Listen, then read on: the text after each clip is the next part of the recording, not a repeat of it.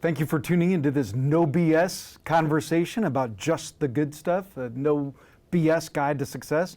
I'm Mike Allen, co-founder of Axios and Politico, with celebrity author Jim VandeHei, Nice. co-founder of Axios and Politico. We've known each other a long damn time. A long time, 25 years plus. So thank you, a lot of our readers who have pre-ordered. We appreciate your interest in just the good stuff. We are at the cool studio of publisher Harmony. Believe it or not, Jim does not have that many copies of the book in his den. But something you have joked about is it takes some hubris to write a self-help book about yourself. Is this like Be Like Jim?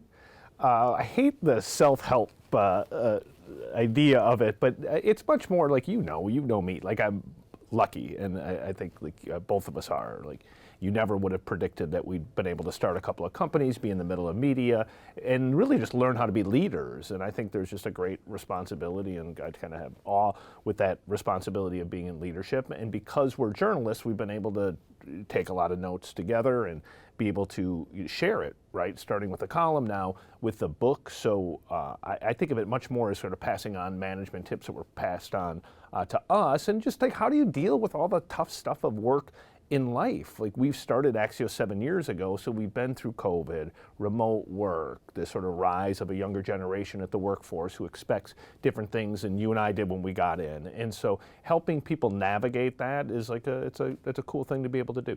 Now, it says no BS guide to success, no matter what life throws at you. People talk about a non-traditional path. In your case, we're not kidding. So you're the guy from Oshkosh, Wisconsin. You're very proud of your GPA.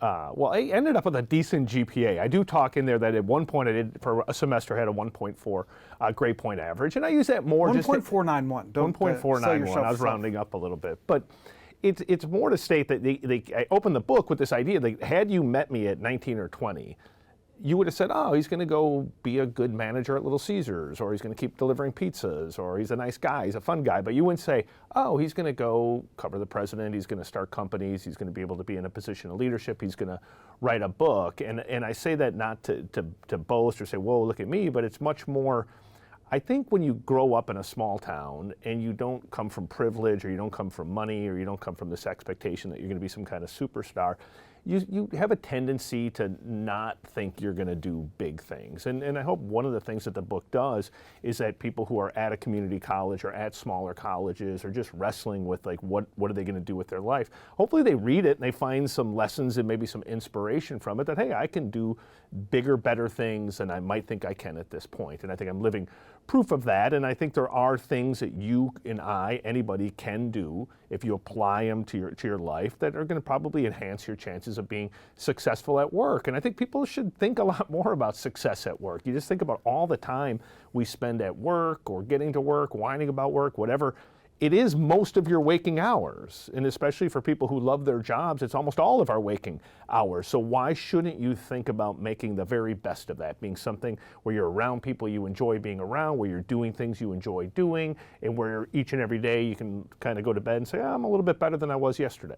So we're going to walk our readers and viewers a little bit through your journey. So the great thing about the book is it's 360 on your life. You're right. There's a lot of work stuff, boss stuff, small stuff, big stuff, good stuff, and there's a lot of health stuff in there. And for a lot of us, the fact that we're out of shape creeps up on us.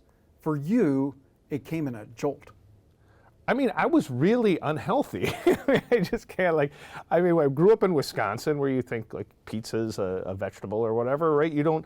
I never thought about it. And I just remember driving out to DC and hitting a bump and literally my belly jiggling. And I'm like, man, I'm really out of shape. I probably shouldn't be out of shape. And it took me a long time to get there, to sort of think about my physical health, my diet, my working out. I have this spinal disease that runs in our family that over time could be debilitating. And so I became very passionate about, okay, what are the things that I can control, right? What are the things that I can do? Well, I can control what I eat. I can control what I drink. I can control if I work out each and every day. And praise God, like, I'm not debilitated, and some people are that have ankylosing spondylitis, but I'm able to do things. And I just think it goes to this notion of we control so much more than we think we do.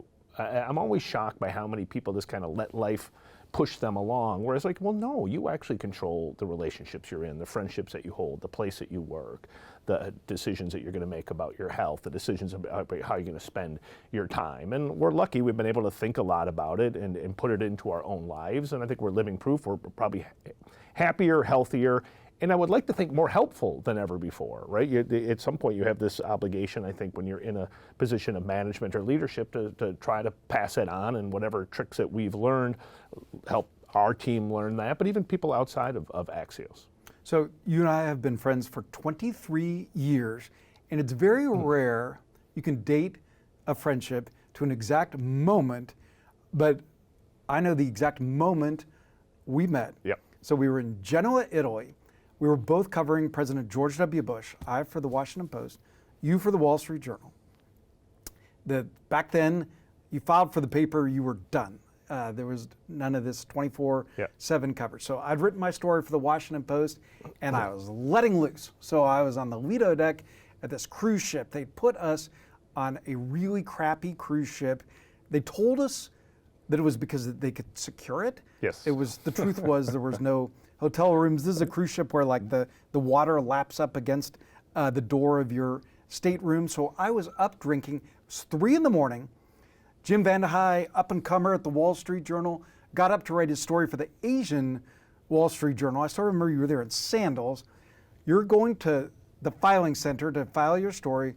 You're walking across the Lido deck, and you encounter who? You. And Mike was drinking a beer and said, for speed. And it turns out Mike liked to slam beers to see who could drink faster, and being a good Wisconsin guy, I enjoy that competition as much as the next person, and it was off to the races. And that was crushed. You were crushed. Yeah, I was crushed. You won. Well, 60. You definitely are a fast drinker.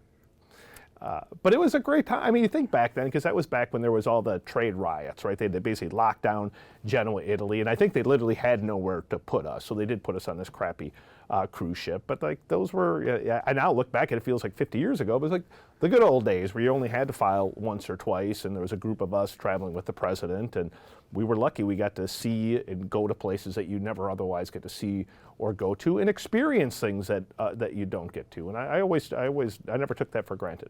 Yeah, so we got to know each other as friendly competitors, and you mentioned you traveled with the president on Air Force One a good bit, and I'm guessing that if you're on Air Force One, you're dressing up, you're on your best behavior. You're supposed to be, right? So there's, there's like 4 or 5 people in the press, print, magazine, radio, TV that travel with the president. So it's a rotating group of people. And one of the times that I was on pool duty, where I had to travel with the president on Air Force One, I had gone out the night before, got up late, and basically, whatever. President Bush never comes back and talks to us, and so I kind of went in with jeans and a crappy wrinkled shirt. I was hungover, and it turned out to be the one day that George W. Bush, we were about to make an attack in Iraq. We never saw him. We never saw him. No, we went years without seeing him, ever. And it was the day where he calls us up to the front of Air Force One, where they have this little command and control center. He wanted to detail what was about to happen in Iraq. And I remember walking in, and he just looks at me, and he goes like, VandeHei? He's like, what the hell are you wearing? Because the Bushies were real sticklers on their monogram shirt and their ties. Yeah, he would never wear jeans. They dressed like good Oval. Republicans. Yeah. Good Republicans. So while you were covering Bush for the Wall Street Journal, and this is what's interesting about the story, and I think relevant for our audience, is like we came up in such traditional careers, like tiny publication, medium-sized publication, like national, global publications. And one of my memories of you as a friendly competitor, we were competitors but had gotten to know each other, was you did something that every White House reporter, probably every reporter ever born, dreams of doing. So like people don't realize when you're in the White House press corps, it's not that you just don't see the president. You rarely see a real White House official. You're in like that press room is like a playpen, right? And they just keep you there supervised. So you had an actual interview in the West Wing with an actual West Wing official that people really wanted to talk to, but you did something that nobody else has the stones to do. Oh, I walked out. Mainly, it's just like you deal. This is I won't say the person, but as a Bush administration official, and at some point you just you deal with people, and there's like this level of BS, and they're not telling you anything. And so I was like, this is useless to me. I'm not going to waste your time anymore. I'm out of here. And so I walked out. And I think as you've told the story over the years, you're like, I'm not wasting my time either. Not wasting my time either. No. It was, covering the White House tough because it's a very controlled environment. I used to say it's the best beat to say you have as opposed to do, because it's really hard to get to reality, because the truth is a president deals with 3 or 4 or 5 people on any given topic, and those people have a huge incentive to spin it in the most positive way. And so unlike covering Congress where everyone yaps, the White House was always a complicated place to cover. I always felt a little bit guilty at the end covering the White House because I never enjoyed it as much as others did. I had little kids, I had a wife. I didn't really love being on the road all of the time, so I didn't soak that up probably as much as others did, but it was an amazing experience. You get to see the world. I got to go to Pakistan when they had to turn off the lights on Air Force One because you have to land near the presidential palace there, and they worry about a terrorist attack, and so you get to do things that otherwise you're just never going to do. To be serious for a second, a secret for success. So something I thought, watching you, admiring you coming up, was one of the reasons that you were a good reporter is that you had a business gene, that you always thought about things, going back to your years covering Capitol Hill, like who's benefiting here? Like, what's the scam here? Like, that's a very useful mind for journalism. But you had another gene, another superpower that really worked for you as a reporter. Something I've heard you say over the years is you could have a conversation with an official, you could be told the same things as other reporters. You would walk away with a story and they wouldn't. Why?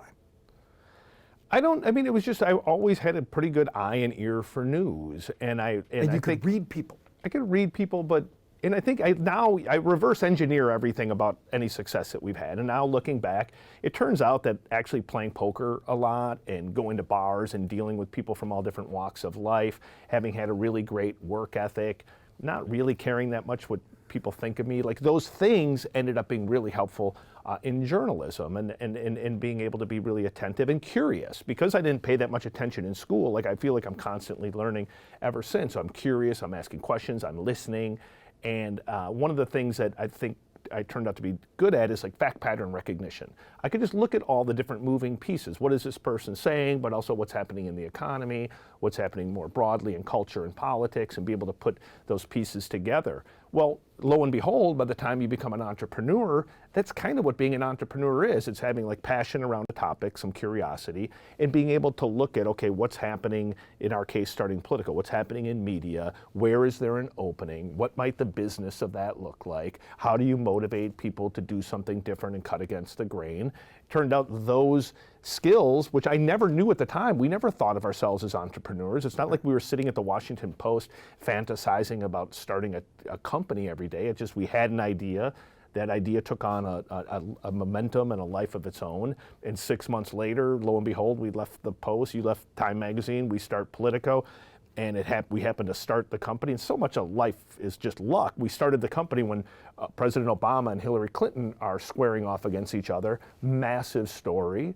And this is when the internet is really, really taking off for news, and old media was getting a little bit slow, and we took off like a rocket. And the amount that we learned in that year when we took off like a rocket, because underneath the rocket was us screwing things up day in and day out and having to self-correct and have the humility to realize, what the hell are we doing? We have to run a company, we have to manage people, we have to take care of employees. And we had no idea what we were doing. Yeah, and something people don't realize or appreciate after starting Politico, which grew to 1,000 plus people around the world, Axios HQ, together 600 some people. People don't realize those early days of Politico, it wasn't just that success wasn't guaranteed. People actually expected us to fail. Oh, everyone expected us to fail. I think we, in some respects, thought that we might fail. Like, it was scary. Now people start media companies all the time. Back then, nobody did. People thought we were on drugs, and people were, in some ways, cheering for us to fail. And I don't know why. A little bit probably is my fault, because we had a little too much bravado in the announcement of Politico, so I probably made people want to cheer against us, which is a good lesson learned. But man, like to then go, I mean, remember, like you were there 4 months after launching a company that did not exist. We're on stage co-moderating a presidential debate with MSNBC, like on a national stage with a brand that never existed. And people don't realize like what a clown show we were. Well, yeah, I remember being there, the NBC, MSNBC, you had like Brian Williams, Chris Matthews, like this vast team. They had the research apparatus, and we had like 4 of us. We had Ryan Mannion and duct tape, some duct tape and some WD-40, and like we show up and there's this army of NBC people and they're looking at us like, what the hell are you doing here? And why are you our partner for a presidential debate? And how are you going to perform on stage? And like somehow, you know, it worked out. And it was that was the fun stuff. That was the good stuff. And we were very much the underdogs. And yet you've never been a bootlicker, throne sniffer, as they say. We had a quarrel with one of the biggest media moguls in the history of media moguls, Roger Ailes, who founded Fox News, and he had some beef with us. We were never exactly sure what it was. Like, we worked all kinds of angles, and there came a point you had just had it with Roger Ailes. And well, he had blacklisted us, and like Fox News is one of the big cable networks. We wanted our people to be on cable, and they blacklisted us. And Roger Ailes, who, for anyone who was young watching this, you probably don't even remember, but it was about as big of a deal as there was in television, was a very authoritarian leader of Fox. He blacklisted us. We had tried different overtures to soothe things out. It didn't work. And then he was mad about a story that we wrote, and I think his guy called you and said, Roger wants to talk to VandeHei. And I remember just thinking on the fly, I'm like, you know what? I'm going to try something different here. I said, you don't negotiate with terrorists. Terrorists only, they only respond to brute force. So I'm like, what the hell? I'm going to give it a try. So he calls and I can't believe you're writing this goddamn story. You're about to get Roger Ailes. And I sitting on the phone, and there's 2 other staffers, and I said, Roger, I said, go F yourself. So you're what? I said, go F yourself. I said, you blacklist my company. You try to say and discredit our reporters. Like, screw you. I don't know you. I don't know you anything, and I'm not going to listen to you. And the conversation's over. And I think he was really taken aback by it. And at first, remember, we thought it worked. I thought, like, we got that call, and Roger wants to meet you guys in person. Maybe there is a way to soothe it. Have some lunch. Then he thought about it for another day, and he's like, I hate that VandeHei guy, and we were blacklisted until he died. A funny twist to that story is after I got that call, we had a couple friends, and you were like, come into my office. This is going to be good. It was. Danielle Jones and Kim Kingsley. It's like, we knew it was like one of those moments. I mean, whatever. We'll see how this plays out. Now at Politico, and we shared space with TV station in Arlington, Virginia, and you had this corner office, not fancy, frosted glass. You could close the door. You didn't know exactly what was going down in there. And one night, you got a call. You're going dark into the gossip here, dude. So I used to keep this extensive diary about all the crazy stuff that was happening at Politico, thinking one day this could be like a TV show, because it was just so wild. Every day was so weird. And we had these offices, and they all had regular see-through glass, but 2 of them had frosted glass, so you couldn't see in the offices. And to be clear, you did not order this. You inherited this office. Inherited it, but the owner became obsessed with the fact that he couldn't see what I was doing in there, and so he wanted to put clear glass on there. And I was like, well, will you not do that? Mainly because I have this spinal disorder. I sometimes have to do stretches during the day. I'd rather not people watch me do stretches. And he couldn't get over it. And so instead of taking out my glass, my number 2, Kim Kingsley, worked for us, they went in the dead of night and took out her glass and put in clear glass, and security called us. And I was like, what the hell is going on? And so later that week or something, I ended up writing a whole chapter in my diary called Shattered Glass, about what happens when people become so insecure that they make really bad decisions that affect people like Kim, who had nothing to do with the situation. It was like a power struggle between me and him. So from shattered glass to shards of glass, as we think about Axios now and how it fits into the media ecosystem, how people consume news and information, you've happened on sharpened an analogy that has really resonated with our readers. I haven't gotten this much email in a long time about one of your columns. Was our joint column, Shards of Glass. It was this idea that, for anybody watching this that's, my age or roughly my age or older, we used to look through one common, window into the world. It was nightly news, it was a couple of cable networks, a few newspapers. And that to really understand this moment, you have to understand that that window has been shattered into, let's say, 15 or 20 different shards of glass. And each one of those shards is kind of a media ecosystem. So if you're a young person getting your news on TikTok, you're following topics or people that you trust that you and I wouldn't even know who they are or what those topics are, who could be sitting right next to somebody who's getting the vast majority of their news from an influencer on Instagram, who they've learned to trust because they're an expert on health or an expert on news, that they too might be unfamiliar to us who are getting the vast majority of our news through more conventional sources like Axios or like the New York Times. And that is the reason, one of the many reasons I think that there's just so much distrust or even just confusion about what's real and what's not real, because we no longer live in one ecosystem. We live in 20 different ecosystems. And there's very little overlap. Very little overlap, and it's a real, it's a challenge for companies, it's a challenge for media businesses, it's a real challenge for the consumer. I'm very, we think so much about how can we just help people get smarter faster on topics that matter. Like fundamentally, it's what you and I have dedicated our lives to. Like, yes, we'll write a book or we do TV or stuff like that, but fundamentally we're trying to engineer companies that can outlast us, that can produce high quality content that people can trust so that they can make better decisions. That is fundamentally what motivates me and what motivates you. And so I'm sympathetic to people who are like, oh man, other than you, who can I trust? And I might hopefully write a column this week about some other sources that I would recommend other people look at if they want to get back to better understanding the world. I think we all went on a binge with social media. And it was such as cool, it's this new technology and it was so cool, and we could all, share our views or get new views, and we could do this at scale, and it was free, and people would like us and friend us and follow us, and we all kind of went on a bender.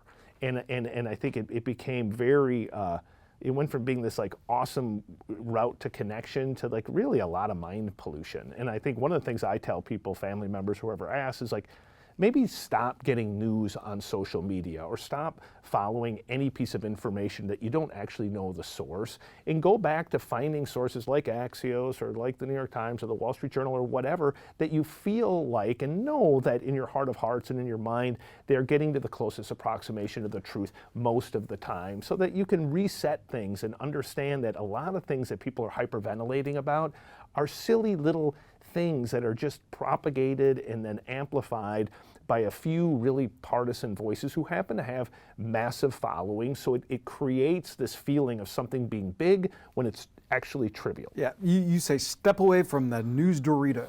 Right, yeah. I mean, and that was the thing you and I talked a lot about during they talk about the Trump bump in news, right? Where there's a surge in the number of people following politics because of Donald Trump. And I remember thinking at the time, man, we created Politico and now Axios. We do a lot of political coverage, and I thought people had lost their minds. I'm looking at our traffic. I'm looking at what people were consuming. I thought, man, it's too much. Like the human mind and the human soul is not designed and engineered to take in this much political content. And there's other stuff happening in the world that's important. Right, get a life. Right, yeah. And I really think that, and I think people have. I see it now in the traffic. So on your journey, Politico, now Axios, we've had a lot of crazy experiences behind the scenes with celebrities. Like one of the most memorable ones that we shared was we were interviewing Elon Musk, and they said, oh, you're going to do it in Elon's office. And we were like, cool. So this is in the Bay Area. And it turns out that Elon's office is like a cubicle. A cubicle like on the floor of like Tesla, right? It's like this, and he was. People are always asking us, what is the most interesting interview you ever did? And I always cite that interview because you and I, we had a show on HBO. We went in there and we spent 2 hours with him on camera talking about one topic, which is Neuralink, which is the smallest of his companies. But the idea is that he believes you'll be able to plant a chip into your brain and both upload knowledge, like teach me to play the violin, but also download the totality of your experience and your information to last in perpetuity.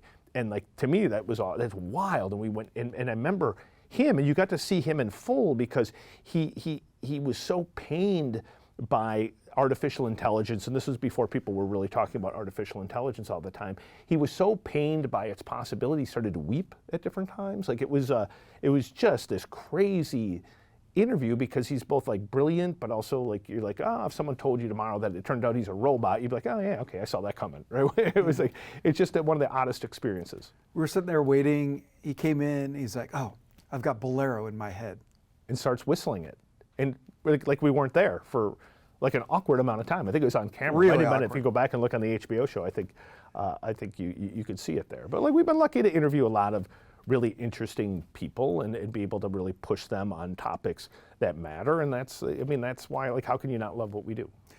You're one of the rare people who's told Donald Trump what to do, and he did it. So we interviewed Trump several times, and one of the times he had asked us to come to the White House ahead of time, and I think it was him like, hey, I want to be the producer. I want to, like, if this is HBO, I'll give you guys some ideas. So we go in, we had lunch with him, and did all that to prepare for it. And while we were there, he tells us his story about he had this, it still does have this like weird fixation with Sharpies. And he was really proud that he had a drawer full of Sharpies that were black, and then they had gold writing scribbled on it, which he explained to us is that when he got to office, he's like, when I used to sign a bill, I used to sign it with this golden pen. It cost like $1,000. He goes, so I called the CEO of Sharpie, and I said, I love Sharpie. And he pulls one out, he starts smelling it, putting it in the air. He goes, I love Sharpie, but they're ugly.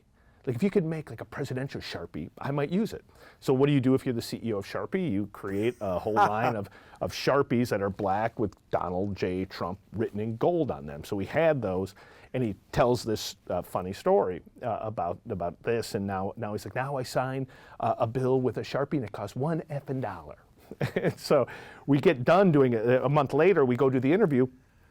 And it's a very fiery interview. And what people don't realize about Trump is like his love language is combat. So he doesn't mind like a really aggressive interview.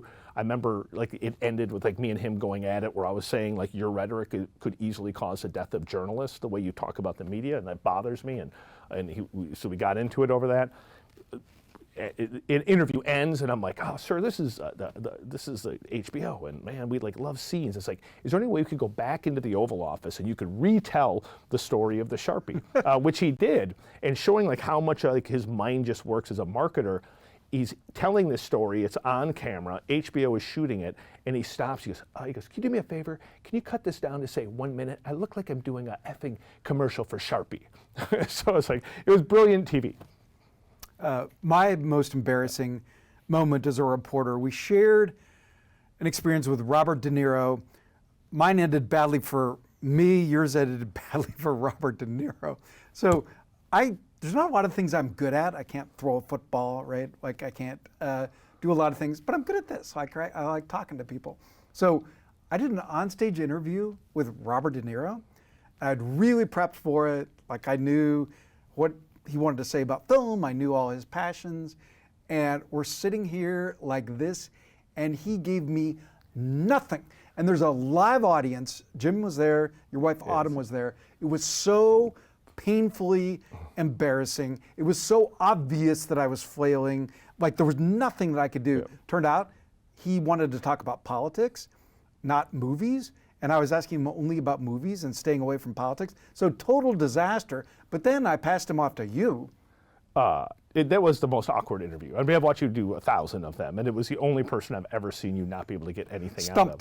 So then you pass him off to me, and basically, so we do the White House Correspondents' Dinner. Here, you try to bring well-known people to your table, especially back then. Well, Robert De Niro's our guest, and so my job that night is to be Robert De Niro's Sherpa. Which, like, I'm not into celebrity, so I could care less about it.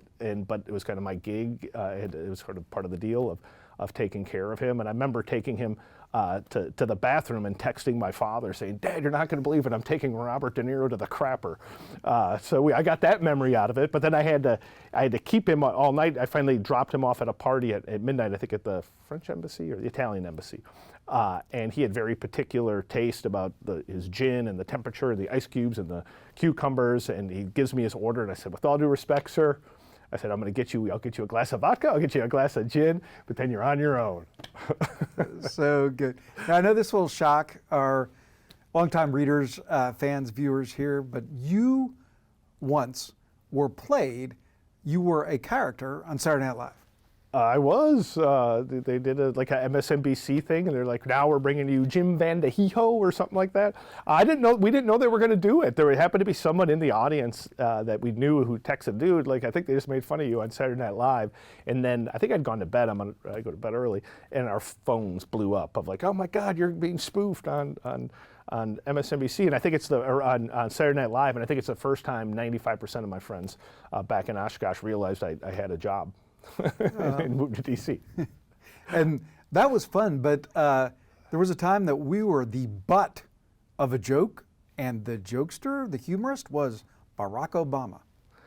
Yeah, that too. We didn't know. Again, White House Correspondents' Dinner early in our incarnation, and he did a whole riff making fun of us. And I remember just how proud we were that we created a brand that was big enough that got the attention of President Obama. He was not a fan of Politico or of us at the time. But it was like a huge deal. I remember sitting in our office when George W. Bush, right when we launched. This is the whole thing about luck or like people just doing things they don't have to do for you. But we had this new brand. No one really knew what it was.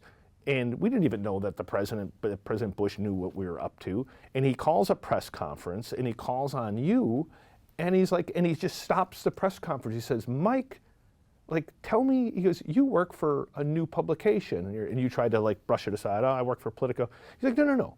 Why don't you tell the American people about Politico? And so it went on and on. There's like, and I just remember looking around the Politico newsroom, and people are standing up, cheering, and so jazzed that like here the President of the United States was touting a new company that we had when we're like trying to make it a real thing. And it's like a lot of those little moments, even when you're in parody, like start to make it feel like, oh, we've created something that's going to last and something that matters. And I think that's the thing that you and I and Harris and other people Kim Kingsley, DJ, the people that were there early, Fred Ryan, we just always thought about how do you build something that outlasts us. And I will say, like, of all the things I'm most proud about at Politico is that when we left after 10 years, the company continued to grow, continues to grow to this day, and continues to take on a lot of the spirit that we had created 10 years earlier. And that, to me, is the mark of success. It's not having a startup that works or making money off of a startup. It's, can you build something that's bigger than you,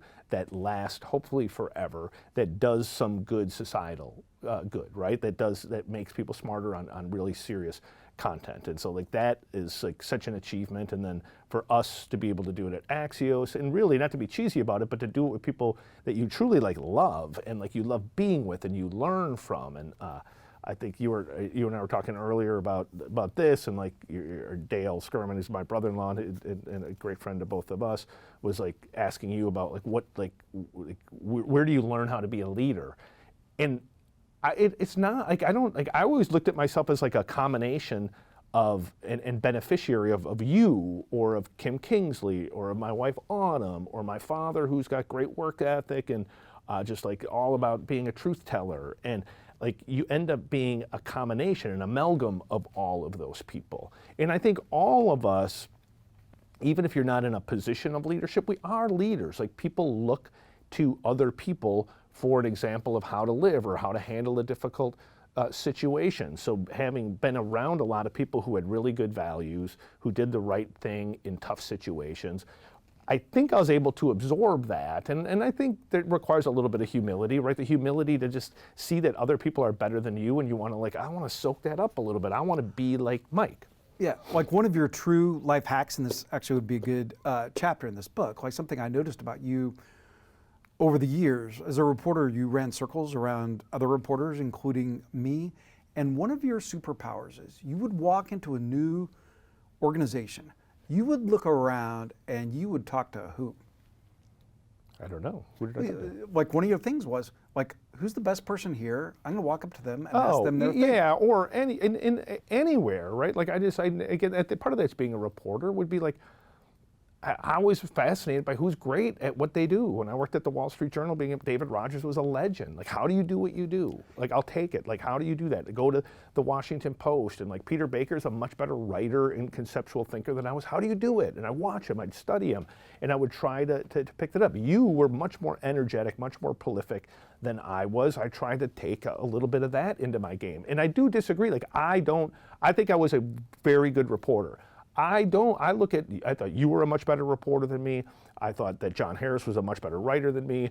To this day, I just was texting with Peter Baker, telling him, like, I just never was going to be as good as Peter Baker. I just knew it. Like, it just wasn't, I could feel in my heart that this wasn't, I didn't know my calling was to be an entrepreneur or a CEO, but I just knew, like, that wasn't it. I didn't have as much of a love of the game as you have to this day. And I think, like, you're interviewing me, but like you probably have had a bigger difference on me than anyone kind of outside my family, mainly because I've watched how you, who's probably one of the most famous people I know, are the person who serves other people the most. You're the person who brings in donuts for the staff. You're the person who cleans up afterwards. You're the person who sends more thank you notes in a day than most people will send in a lifetime. And those things, even though you never tell people you do those things, they're extremely contagious. They're contagious with me, but I've watched it with like your network of friends and your family members, how contagious it is to them. That's what I was talking about, that we're all leaders. Like, the things that we do, the way that we live our lives, there's this unspoken, unseeable contagiousness to it. And you can either infect people with awfulness or even just like apathy, or you can infect them with like, man, do something good, like help somebody out, be grateful for what you have. Like, we're not here that long. And so I don't know where I'm going with that, but there it is. Yeah, no, and related to that, and something that's very actionable for all of us, something that we have learned from our own entrepreneurial experiences and studying the great organizations on earth, whether it is a college, a scout troop, or a global corporation, it reflects its top. Oh, yes. Like, instantly. Like, the nation reflects the president almost instantly. Like, that's where I think, like, you have a massive burden. I wish people in positions of power, whether it was politics or business or the church, whatever, carried that burden more responsibly. Like, just understood, like, man, everybody's watching you, and what you do, other people will do. And it's instantaneous. Like, if you're a mischief maker, other people will be mischief makers. You talk smack about people, other people will talk smack about people. You're indirect, they'll be indirect. You name a bad habit, I'll show you a bad leader. And the opposite is true. Like, I think at our company, which, you know, like, we're not perfect, but with just looking at the media company, almost 550 people, there's nobody you wouldn't want to work with. There's no backbiting. There's no people trying to be indirect. It's all like really good, high achieving, high octane people who can put something above themselves. I would like to think that that is true because of our leadership and really your leadership, and I'm in some ways like a vessel of that, but that is a testament to it. And it's like, people are always like, well, what's going to change the nastiness in the country?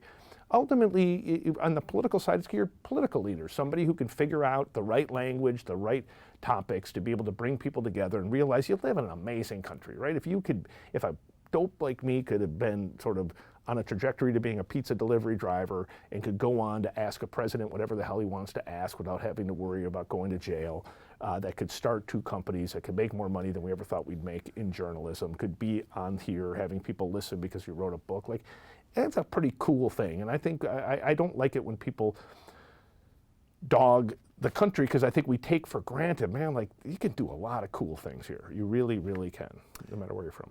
The number one thing that I've learned from you, something that I was terrible at, that is your superpower, I've gotten a lot better at. There's a section in Just the Good Stuff, tough stuff. And to tee that up, a question from Dale Skirman, our dear friend, says, what is one leadership tip that transcends most aspects of life, work, marriage, parenthood, friendship? It would be the whole idea that, like, you can't fake it, right? Like, there's no shortcuts. You can't be deceitful. You can't do it the wrong way. Like it might work in the short term, it never works in the long term. And what motivates people and what gives you success and what gives you satisfaction is doing the right hard thing even when it's really difficult to do. And that transcends anything. And it's a lesson like we try to pass on to our kids, we try to pass it on to our managers. At Axios, it's like just like don't do it the wrong way and don't duck the tough stuff. Like we have brutally honest conversations at Axios. I have brutally honest conversations with my kids. And the beauty of it is as difficult as it is, and we have a lot of difficult conversations with people, like you end up closer and you end up respecting each other and knowing each other at a deeper, less superficial level. And it might be unpleasant in the moment, but the pleasantness comes later. I would say one of my two favorite chapters in Just the Good Stuff is candor. Tell us how it fits life and work. I mean, I'm just like, I've always, you know, I mean, for me, like it probably works for me too, in that I just say what's on my mind. Like I'm very honest. It doesn't mean I'm a jerk. But it goes beyond that. Like something that really sets you apart is you run toward difficult conversations. Almost all of us like instinctively try to deflect them. I've had a lot of experience dealing with difficult conversations, so I fear them less. I didn't always run towards them, but I was always really honest about, I know what I'm good at, and I probably would tell you, and I know what I'm really weak at, and I would tell you that too. And I don't mind having hard conversations as long as they're honest conversations. Like, you know me, there's nothing gets me more irritated than somebody who's not on the level. I have a screw loose for that. It just brings out the worst in me. It triggers me. It makes me angry because I don't understand why people can't just be straight shooters, even when it's a difficult situation. And we work a lot with our managers, and there's a lot in the book about how do you do that? How do you actually have hard conversations? And there are specific steps that you can take, and a lot of it is just start doing it, right? Start having it and do it, and do it in a respectful way, but a direct way. Like the thing that annoys me most about managers is when somebody doesn't have a direct conversation with somebody who's not meeting expectations. And I always thought about it when I remember we were at the Post and looking around the Washington Post before we left to start Politico, and all the people that I knew that were there that management wasn't happy with, and they'd keep hiding them in all these remote bureaus. And I always thought, man, that sucks for that person. Yeah. Like, you owe it as an adult to sit someone down and say, listen, here's what I need you to do. Here's what you're not doing to meet our expectations. Here's what you need to do to change it. Like, that person deserves that. And they might not want to hear it, and you might be scared to deliver it, but it's the best thing you could possibly do for yourself, for the company, and for that individual. Right, and the twist and the learning for me is it's actually more respectful of the person to share your honest view, for you to tell me what you think as opposed to telling Dale what you think about me is more respectful. Respectful, and don't dance around it. Like, that is the thing. You can't, if I'm trying to have a hard conversation with you, right, and I'm trying to tell you that, like, you're a bad writer. If I say, Mike, man, you are the best guy, you're the great colleague, love your reporting. You know, I wish occasionally you could do a little bit better writing, man, but you are a really good guy. I come away thinking, oh, like Jim loves what I do. And you're going to get a raise, right? And that manager, well, I delivered the tough news. Like, no, you didn't. You didn't do anybody a favor. You did not tell that person, like, listen, like, you are a good person, but, like, you're a bad writer. And here's what it would take to become a better writer. And you're in the business of writing, so if you can't become a good writer, you probably can't work here long term, but here's how we could help you become a better writer. That's the way that people want to be treated. Same thing in a relationship. If someone's bothering you and you just are passive aggressive about it and you don't confront it respectfully but directly, it's just going to get worse. That's just life. A couple of questions from the audience, and we have them on fancy Just the Good Stuff cards, so thank you, cool. Harmony. This question is from James. I don't know if it's from your James. I don't think it is. I don't think you would buy a book. If you were at the staff level, this is very practical. And what I love about this book is it is empowering, actionable, and practical. Life hacks, work hacks. If you were at the staff level at any part of an organization, what skills would you hone to make it to an executive position? Basically, how do you be Jim? I think no matter what you're doing, you have to be the best at what you do, right? That means like doing the hard work, doing the homework, studying who's really good at what you do. If you know somebody who does your job better than you, call them. I think people will be shocked by the number of people, even celebrities, who if you ask, hey, I think you're wise and I want to solicit your opinion, how many people will be generous with their time to help you learn? So talk to people, do the hard work, like ace the job that you're doing. And then make it clear to people that your manager in particular, like, hey, I would like to rise to the next level. What are the specific things that I have to do? Be brutally honest with me. Like, where am I weak that I need to become strong?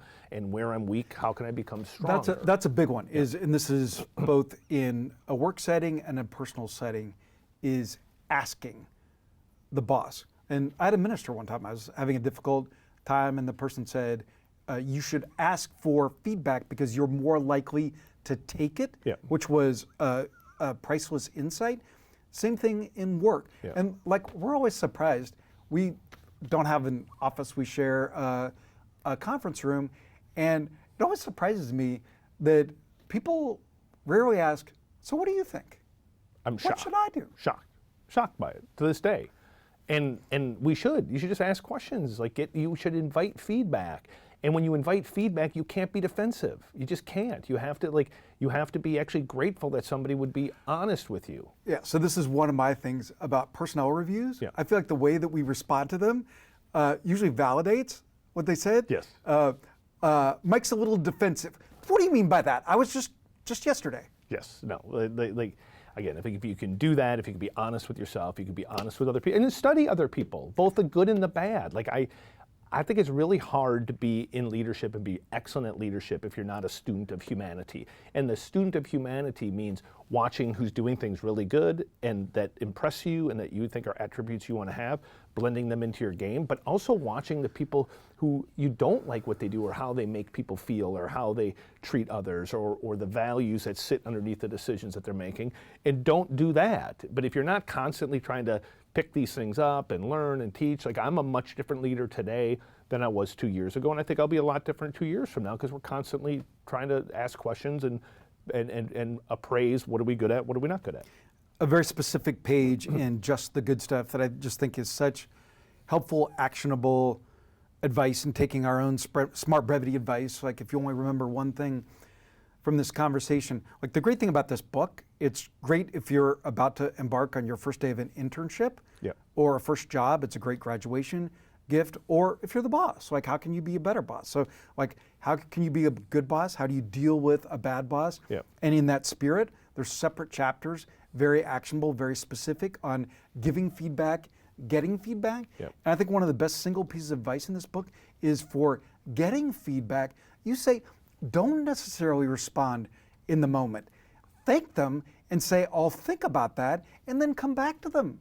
Yeah, for sure. Like again, like I think it's hard to have a really difficult conversation live. Like one of the tricks that I do, and I've actually worked with some friends who are dealing with, say, tricky family issues, and I'm like, write it down. Say, listen, I want to have a very honest conversation with you. I want to put my thoughts in writing so I can be super clear and unemotional about it. I would love for you to read this and take it in this spirit. Then I would love for us to have like a conversation about it once you've been able to digest it. That allows you to take a little bit of the emotionalism out of it, a little bit of the defensiveness out of it, and potentially have like a real conversation that might lead to a solution. And that technique has worked really well for us at work in terms of like when we're going to have a difficult conversation with like somebody who we might have to make a change with or we need them to change. We'll always put it in writing first so they can soak it up and they can think about it, and then you can talk about it. A question from Philip, who spells his Philip the way that my grandpa does, and some context for our viewers, readers.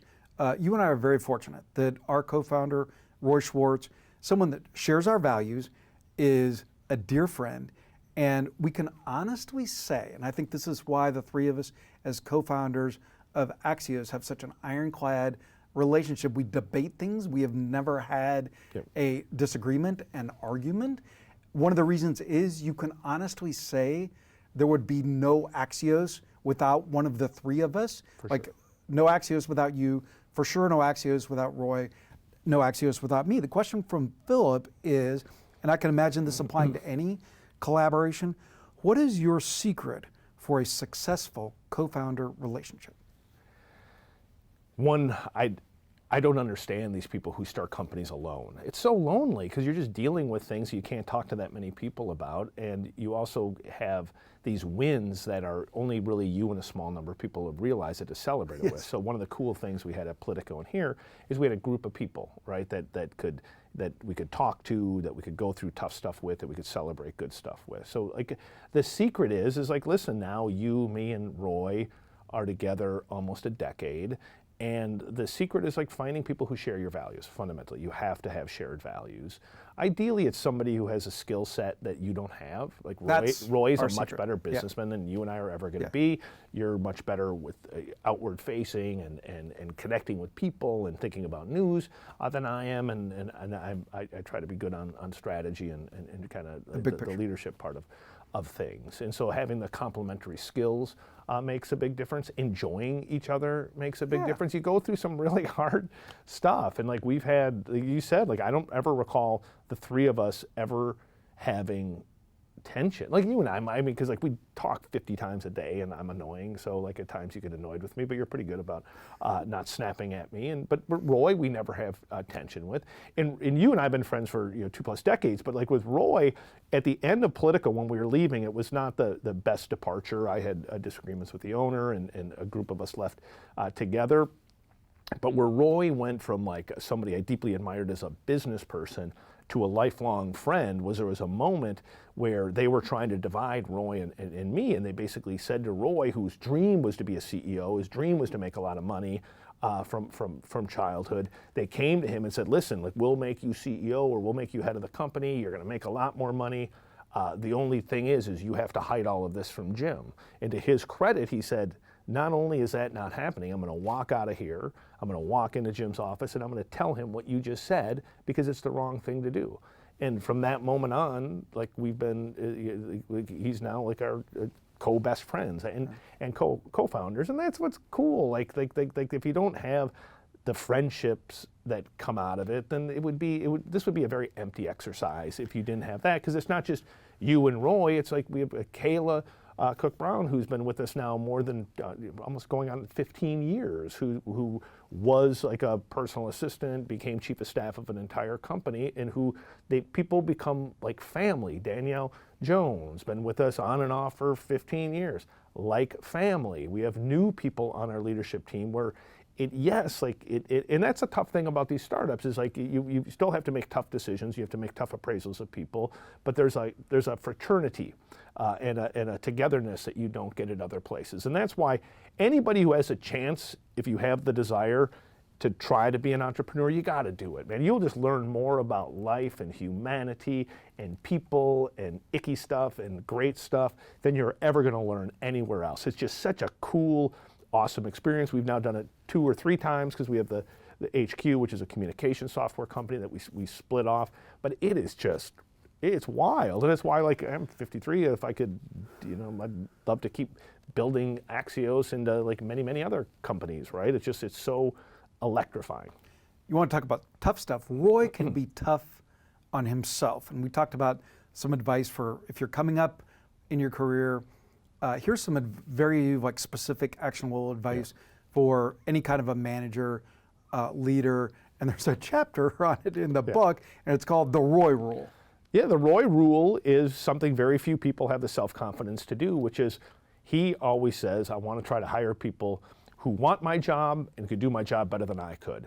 And some people say it, but they don't do it because they fear that someone's going to outshine them or one day take their job.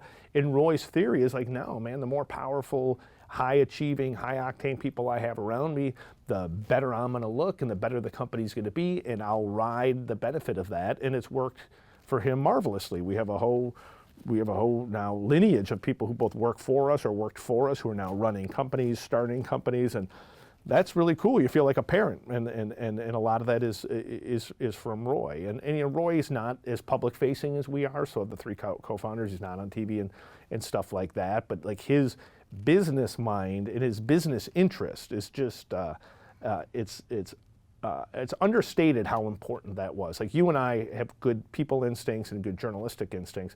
We're not actually like great business people. Like we've learned to have good business instincts, but he's like a business genius and just knows how to sell things and build things and think about markets and think about growth. And it's opened my eyes and expanded our repertoires because we've been around somebody we trust who's just better than we are. Yeah, and those business instincts, this will be super interesting to the Axios fans out there. When we started, we did something that I bet has never been done in the history of media companies. And that is, instead of creating the media company to benefit the publisher's pocket or the ego of the journalist like me, from day zero, we said Axios was going to be audience first. Yeah. We said reader first, and then we got videos and podcasts and events, and we said audience first. And so we built it around the audience, obsessing about every pixel, and then Roy found a brilliant business model and made it a very good business. Yeah, and I think that lesson is applicable to anybody in any job. Like if you're in business, ultimately it's not about you, it's not about the company, it's about the customer. And if you can really orient your thinking around what does that person need, irregardless of my bias and interest, how can I serve that person? In all likelihood, you're going to build a really good company. And when we did that, we had to give up things that we cared a lot about as selfish journalists. Like we had to give up long form. We had to give up just writing about as long as we want on whatever we wanted. We had to listen to what the reader cared about. The reader was telling us they wanted their information delivered more efficiently. And so we came up with Smart Brevity, which is a combination of intelligence and the reporters and the topics that you're covering. But the brevity part is the magic of the business, that efficiency. It turns out the reader will reward you if you're respecting their time and their intelligence, and that's a really good lesson. And you see it all over the place. It's like, why did Amazon work? They tried to figure out how to best serve a consumer who's looking to buy products across a variety of topics in a friction-free way, and they did that. And so I think that works in almost any setting. So I'm getting a very subtle like this, and so being a reporter, I'm going to squeeze in two more. One, a question from an audience, from a reader that I've never asked you, and then we always finish with one fun thing, any event or newsletter. This is from Austin, and Austin asks, do you ever get down and find a need to seek motivation? If so, where do you find it? It's interesting how I deal with stress or bad moments. Like we've had many of them over 17 years. Like what I tend to do is I go very dark and then I see the light. Like I allow myself like a half hour or an hour to be like, we're screwed, we're gonna go out of business, I'm a terrible leader, I'm a terrible manager, I'm not a good entrepreneur. And then I get that out of the system, and then my brain just moves to, how do we solve this problem? We've solved you walk and think. Before. And then I go and I try to find places, and I spend a lot of time just putting myself in situations to be able to think more clearly, whether that's working out, whether that's walking, whether that's running, whether that's fishing. Like almost everything I do is really trying to get my mind as clear as it can be so that I can make fundamentally better decisions, because that is now my job, is to make good decisions. But we all, anybody who you think where everyone is just like kissed by goodness, like we all go through tremendous pain. We all are deeply insecure. I have a massive chip on my shoulder. I'm a mess. Like everyone else is a mess. We've been able to navigate it and get to where we are having this conversation. But like, don't assume other people have their stuff together. We're all a mess. Continuing my cheating heart, one fun thing, it's actually a couple fun things. Your son James was briefly a cable news star. I brought him to watch me on Morning Joe, and Joe and Mika, who've been, unbelievably gracious to us. And are great entrepreneurs themselves. Great entrepreneurs themselves, but have had us on the show from the earliest days of Politico, have been really great about promoting our work. But James was there, and they're fun people, and they were like, he was a little kid, maybe 8 or something like that, and they're like, hey, your son's here, like bring him on. And it's like live TV, and they brought James on there and asked him a quick question, and that was fun. Good memory. Do you remember the time that Vice President Biden held James like this? Oh yeah, when he was a lot more mobile than he might be right now. He used to be so good with the kids. Whether you like Joe Biden or not, man, if you'd seen him when he was vice president at that party that he threw, like and he had that slip, it was a pool party with a wet slide, and like he was out there and he was sliding down it, he was squirting with kids, and like James was in a bad mood, and he was lifting him up, and it was a fun memory. It reminds you these people are people, like the people that we cover. They're humans. They're not just these political figures. You mentioned fishing. You're accomplished fly fisherman. I'm an unaccomplished fly fisherman. How is fishing like life? What is a tip from fishing that would help me live a better life? That you control more than you think you control. Like fishing is really about, and for me, there's like a rhythm to it. There's a method to it. There's a lot of knowledge that's surrounding what are the waters, what are the species, what are you using. Fishing is like, I have as you know, have a very hard time sitting still. Antsy is the word you use. Antsy, I'm very antsy. But for some reason, I could sit on a boat and I could fly fish for 8 hours, never eat, never stop. And just, there's something about it. It's rhythmic. There's something beautiful about fly fishing. I love the outdoors. I love the water, and it's one of the ways that I rejuvenate. All right, Jim, this is your big chance, your big moment. You get to drop the mic, stick the landing. I'm going to give you 2 words. You're going to answer that, and that's going to be the end. Yeah. John Legend. Oh, we had John Legend was a guest at one of our events. He did tell us a funny story. So John Legend came, and we were sitting right here. He's right there. He brought his own piano. He played All of Me. I think that's the song. And afterwards, he was explaining to us that song was so hot that somebody had called him and offered him $1 million if he would come and just play that one song. And it turned out he created like a side gig where if you pay me enough money, I'll just come and do that one song. And end up, he's like, even for me who has a lot of money, it's too much money to turn down. Very sincerely to our friends and longtime readers who are joining us, we so appreciate your encouraging us over many years. We appreciate you reading us on Axios.com, and we wish for you just the good stuff. Thank you all.